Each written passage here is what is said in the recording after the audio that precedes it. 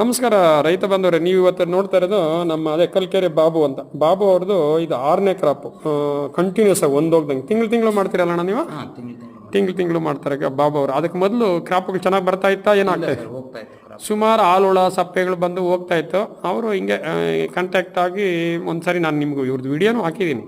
But ಏನಂದರೆ ಯಾರೇ ಮಾಡಬೇಕಾದ್ರೂ ಶ್ರದ್ಧೆ ಮತ್ತು ಅದ್ರ ಬಗ್ಗೆ ತಿಳ್ಕೊಬೇಕನ್ನೋದು ಭಾಳ ಮುಖ್ಯ. ಅಂದರೆ ಬಾಬಣ್ಣವರು ಯಾವಾಗಲೂ ಫೋನ್ ಮಾಡ್ತಾರೆ, ಮತ್ತು ಅವ್ರಿಗೆ ಏನು ಡೌಟ್ ಬಂದಾಗ, ಅಂದರೆ ಯಾವಾಗಲೂ ಅಂದರೆ ಸುಮ್ಮನೆ ಮಾಡಲ್ಲ, ಡೌಟ್ ಬಂದಾಗ ಮತ್ತು ಡಿಸ್ಕಷನ್ ಮಾಡ್ತಾರೆ, ಇದನ್ನು ಹೆಂಗೆ ಮಾಡಿದ್ರೆ ಏನಾಗುತ್ತೆ ಏನು ಅಂತ. ಅದೇ ಥರ ನೋಡಿ, ಇವತ್ತು ನಿಮಗೆ ಡೇಟ್ ಗೊತ್ತಿದೆಯಲ್ಲ, 27ನೇ ತಾರೀಕು 6ನೇ ತಿಂಗಳು 2025. ಈಗ ಬಾಬಣ್ಣವ್ರನ್ನ ಕೇಳೋಣ, ಈ ಬೆಳೆಗೆ ಏನೆಲ್ಲ ಮಾಡಿದ್ರಿ ಅಣ್ಣ? ಇವಾಗ 6ನೇ ಬೆಳೆ ಮಾಡಿದ್ದೀರಿ ಕಂಟಿನ್ಯೂಸ್ ಆಗಿ ನಮ್ಮ ಪ್ರಾಡಕ್ಟ್ಸ್, ಅಂದರೆ RV ಸಿರಿ ಅಗ್ರೋವೇಟ್ ಪ್ರಾಡಕ್ಟ್ಸ್ ಉಪಯೋಗಿಸ್ಕೊಂಡು. ಈ ಬೆಳೆಗಳು ಮಾಡಬೇಕಾದ್ರೆ ಇವಾಗ ಏನೇನು ಮಾಡಿದ್ರಿ? ಈ ಬೆಳೆಗೆ ಏನು ಫಸ್ಟಿಂದ ಏನೇನು ಮಾಡಿದ್ರಿ ಅಂತ ಹೇಳಿ, ಡಿಸ್ಇನ್ಫೆಕ್ಷನ್ ಯಾವ ಥರ ಮಾಡಿದ್ರಿ ಎಲ್ಲ ಅಂತ. ಬೆಡ್ ತೆಗೆದ ಮೇಲೆ ನೀಟಾಗಿ ಬೀಚಿಂಗು 5 kg ಬೀಚಿಂಗ್ ಹಾಕ್ತೀನಿ. 50 ಅಡಿ ಮನೆಗೆ 5 kg ಬೀಚಿಂಗು, 1 kg ಸರ್ಪ್ ಹಾಕ್ತೀನಿ. ಸರ್ಪ್ ಹಾಕಿ ನೀಟಾಗಿ ನೆಲಕ್ಕೆ ಚೆಲ್ಬಿಡ್ತೀವಿ. ನೆಲಕ್ಕಾದ್ರೂ ಚೆಲ್ತೀವಿ, ಇಲ್ಲ ಸ್ಪ್ರೇ ಆದ್ರೂ ಮಾಡ್ತೀವಿ. ಮಾಡಿದಾದ್ಮೇಲೆ ಮಾರನೇ ದಿವಸ ಒಂದು ಆರಬೇಕು, ಎಲ್ಲ ಒಣಗಿದ ಮೇಲೆ ಮತ್ತೆ ನೀಟಾಗಿ ಒಳ್ಳೆ ನೀರಲ್ಲಿ ತೊಳೆದು ಬಿಡ್ತೀವಿ. ಆಮೇಲೆ ತೊಳೆಯಲ್ಲ. ತೊಳೆದು ಬಿಟ್ಟು ಆದ್ಮೇಲೆ ಜರ್ಮಂಟಾಯಿಲ್ ಹೊಡಿತೀವಿ. ಇದು ಜರ್ಮಿಟಾಲ್ ನಿಮಗೆ ಅತ್ಯುತ್ತಮವಾಗಿದೆ. ಇದು ನಮ್ಮ ಬಾಬಣ್ಣವ್ರು ಕಂಟಿನ್ಯೂಸ್ ಆಗಿ ಹೊಡಿತಾರೆ. ಇದ್ರ ಬಗ್ಗೆ ಹೇಳೋಣ, ಹೆಂಗಿದೆ ನಿಮ್ಗೆ ಹೊಡೆಯೋದು? ಇದು ನಾವು ಸ್ಪ್ರೇ ಮಾಡಿದ್ರೆ ಮರದ ಮೇಲೆಲ್ಲ ಒಂಥರ ಲೇಪನ ಆದಂಗೆ ಕುಂತ್ಕೊಳ್ಳುತ್ತೆ ಇದು. ಹಂಗಾಗಿ ರೋಗಾಣುಗಳೆಲ್ಲ ಅಲ್ಲೇ ಸತ್ತೋಗುತ್ತೆ ಅನ್ನೋ ಒಂದು ನನಗೆ ನಿಮ್ಮ ಅನುಭವದ ಪ್ರಕಾರ ಇದು ಬಾರಿ ಚೆನ್ನಾಗಿ ಕೆಲಸ ಮಾಡುತ್ತೆ. ಓಕೆ, ಜರ್ಮಿಟಾಲ್. ಓಕೆ, ಆಮೇಲೆ ನಾವು ಇದು ಸಿರಿ ಫೈಟರ್. ಸಿರಿ ಫೈಟರ್ ನಿಮ್ಗೆ 2 ಕಲರ್ ಅಲ್ಲಿ ಬರುತ್ತೆ. ಇದು ನಮ್ಮ ಬಾಬಣ್ಣವ್ರು ಹೇಳ್ಕೊಂಡಿರೋದು 100 ಲೀಟರ್ಗೆ ಆಗಂಥದ್ದು. ಇನ್ನೊಂದು ಬ್ಲೂ ಕಲರ್ ಇದೆ, 200 ಲೀಟರ್. ಇದು ಹೊಡಿತೀವಿ. ಹುಳ ನಾಳೆ ಬರ್ತವೆ ಅಂದ್ರೆ ಇದು ಹೊಡಿತೀವಿ. ಇದು ಹೊಡೆದಿದ್ದಾದ್ಮೇಲೆ ನಾವು ಅಷ್ಟೇ ಮುಗಿಸ್ತದೆ. ಹುಳ ಬರ್ತವೆ. ಹುಳ ಬಂದ್ಮೇಲೆ ಏನೆಲ್ಲ ಮಾಡ್ತೀರಾ? ಹುಳ ಬಂದ ಮೇಲೆ ಅವರು ಏನಾದ್ರು ಜ್ವರಕ್ಕೆ ಕುಡಿಸಿದ್ರೆ ನಾವೇನು ಮಾಡಲ್ಲ. ಅವರು ಜ್ವರಕ್ಕೆ ಕುಡಿಸಿಲ್ಲ, ಸುಣ್ಣ ಹಾಕಿಲ್ಲ, ಏನು ಹಾಕಿಲ್ಲ ಅಂದಾಗ ನಾವು ರೆಕ್ಸಪವರ್ 2 kgಗೆ ಚಳಿಗಾಲದಲ್ಲಿ 1 kgಗೆ ಹಾಕಂತೀವಿ. ಬೇಸಿಗೆನಲ್ಲಿ 2 kgಗೆ ಹಾಕೊಂಡು ಮಿಕ್ಸ್ ಮಾಡಿ, ಸುಣ್ಣದಲ್ಲಿ ಮಿಕ್ಸ್ ಮಾಡಿ ನೀಟಾಗಿ ಜ್ವರಕ್ಕೆ ಕುಡಿಸ್ತೀವಿ. ಜ್ವರದ ಮೇಲೆ ಹಾಕ್ತೀರಾ? ಎಲ್ಲ ಕುಂತ್ಕೊಂಡ ಮೇಲೆ? ಎಲ್ಲ 100% ಕುತ್ಕೊಂಡ್ಬೇಕು ಸರ್. ಎಲ್ಲ ಕುಂತ್ಕೊಂಡ ಮೇಲೆ ಹಾಕ್ತೀವಿ. ಆಮೇಲೆ ಸೆಂಟ್ರಲ್ಲಿ ಯಾವಾಗಾದ್ರೂ ಸುಣ್ಣ ಕೊಡುವಾಗ ಕೊಡ್ತಾ ಇರ್ತೀರಾ? ಕೊಡ್ತಾ ಇರ್ತೀವಿ. ಆಮೇಲೆ ಜ್ವರ ಎದ್ದು 1 ಸೊಪ್ಪು 2 ಸೊಪ್ಪು ಆದ್ಮೇಲೆ ಈ ಸಾರಿ ಅಂಕುಶ್ ಆಯುರ್ವೇದ. ಇದರ ಮೊದಲು ರೆಕ್ಸಾ ಪವರ್ ಪ್ಲಸ್ ಕೊಡ್ತಾ ಇದ್ರಲ್ಲ, ಇವಾಗ ಇದು ಅಂಕುಶ್ ಆಯುರ್ವೇದ ಕೊಟ್ಟಿದ್ದೀರಾ. ಇದು ಅಂಕುಶ್ ಆಯುರ್ವೇದ ಅಂತ ನೋಡಿ. ಇದು ಈ ಥರ ಇರುತ್ತೆ ಪಾಕೆಟು. ಇದು 100% ನಿಮಗೆ ಸುಣ್ಣದಲ್ಲೇ ಮಾಡಿರೋಂಥದ್ದು ಪ್ರಾಡಕ್ಟು. ಮತ್ತು ಕಾಂಪೋಸಿಷನಲ್ಲಿ ಯಾವುದೇ ಬದಲಾವಣೆ ಇಲ್ಲ. ಯಾಕಂದರೆ ನಾವು ರೈತರಿಗೆ ಕೊಡೋಂಥದ್ದು ಚಿನ್ನ ಥರ ಇರಬೇಕು ಪ್ರಾಡಕ್ಟ್, ಆ ಥರ ಮಾಡಿಕೊಟ್ಟಿದ್ವಿ. ಇದ್ರ ಬಗ್ಗೆ ಏನು ಅನಿಸ್ತದೆ ಬಾಬಣ್ಣ ನೀವು ನೋಡಿವಾಗ? ಇದು ಹಾಕಿದ ಮೇಲೆ ಭಾರಿ ನೀಟಾಗಿ ಸೊಪ್ಪು ತಿಂತವೆ, ಬರೀ ಒಳ್ಳೆ ಕೆಲಸ ಮಾಡ್ತೀವಿ ಸರ್. ರೋಗ ಇಲ್ಲದೆ ಭಾರಿ ಚೆನ್ನಾಗಿ ಕೆಲಸ ಮಾಡ್ತೀವಿ. ಈ ಪೌಡರ್ ರಕ್ಸ ಪವರ್ ಪ್ಲಸ್ ಚೆನ್ನಾಗಿದೆ. ಅದು ಮಳೆ ಬಿದ್ದಾಗ ಚಳಿಗಾಲದಲ್ಲಿ ಉಪಯೋಗಿಸ್ತೀವಿ. ಇಷ್ಟು ಯೂಸ್ ಮಾಡಿ ಚೆನ್ನಾಗಿ 6ನೇ ಬೆಳೆ ಸರ್, ಸೂಪರ್ ಆಗಿ ಬಂದಿದೆ.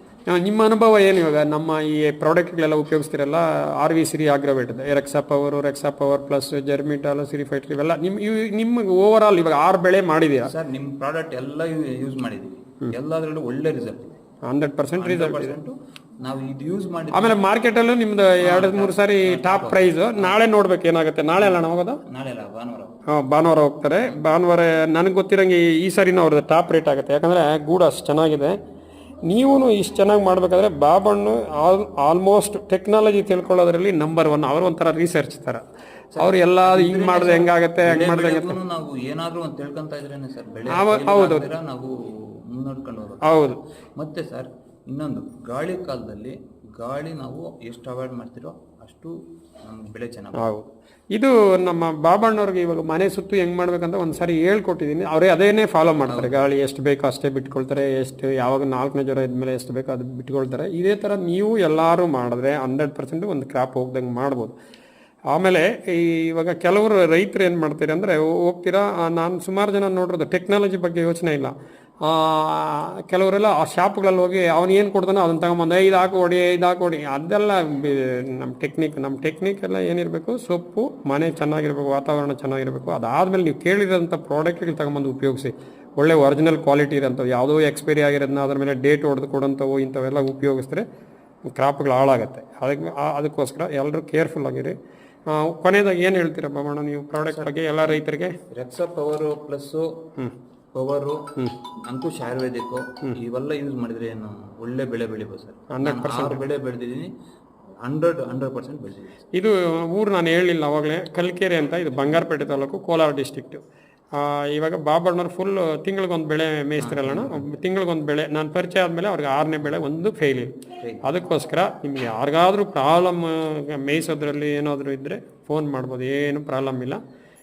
ಬಾಬಣ್ಣವ್ರ ನಂಬರ್ ಹೇಳ್ತಾರೆ, 7 ನಂಬರ್ 9808066621. ಗುಡ್.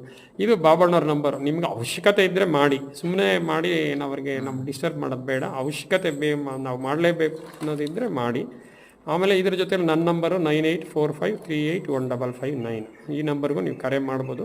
ಇಷ್ಟು ಹೇಳ್ತಾ ನಾನು ಮಾತು ಮುಗಿಸ್ತೀನಿ. Thank you.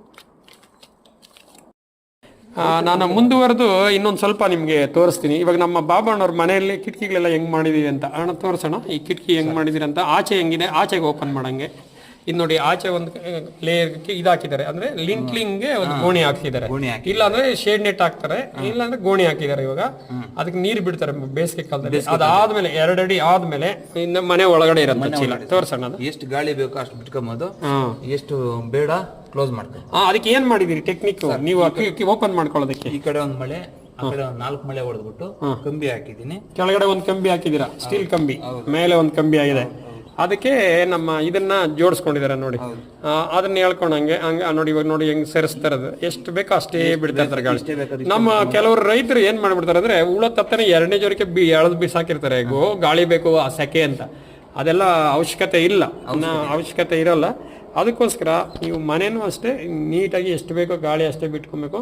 ಆಮೇಲೆ ನೀವು ಮುಂದ್ಗಡೆನೂ ನೋಡ್ಬೋದು, ಮುಂದ್ಗಡೆನೂ ನೋಡಿ. ಆ ಮುಂದ್ಗಡೆ ಶೇಡ್ ನೆಟ್ ಇದೆ. ಇದು ಮನೆ ನಮಗೆ ಉತ್ತರ ದಕ್ಷಿಣನೇ ಇರೋದು, ಇದು ಮನೆ ಅಲ್ಲಣ್ಣ, ಉತ್ತರ ದಕ್ಷಿಣನೇ. ಈ ಮನೆಗೆ ಹೆಂಗೆ ಮಾಡಿದೆ ಅಂದರೆ ಆ ಕಡೆ ಪೂರ್ವ ಪಶ್ಚಿಮ ಕಡೆ ಇದೆಯಲ್ಲ, ಉದ್ದಕ್ಕೂ ಶೇಡ್ ನೆಟ್ ಇದೆ. 90% ಎಷ್ಟು ದೂರದಲ್ಲಿದೆ, ಒಂದು 10-12 ಅಡಿ ದೂರದಲ್ಲಿದೆ, ನೋಡ್ಕೊಳ್ಬೋದು. ಇದು